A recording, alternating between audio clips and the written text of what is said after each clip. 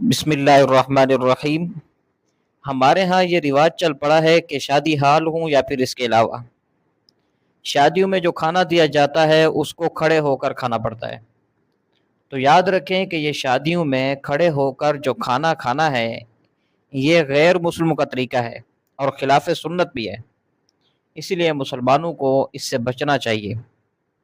چنانچہ سنن ترمذی اور صحیح مسلم کی حدیث ہے سیدنا انس بن مالک رضی اللہ تعالیٰ عنہ سے کہ رسول اللہ صلی اللہ علیہ وسلم نے کھڑے ہو کر پانی پینے سے منع فرمایا، اور جب پوچھا گیا کھڑے ہو کر کھانا کھانا کیسا ہے تو نبی کریم صلی اللہ علیہ وسلم نے فرمایا یہ تو اس سے بھی زیادہ برا ہے، یعنی کھڑے ہو کر کھانا کھانا یہ کھڑے ہو کر پانی پینے سے زیادہ برا ہے۔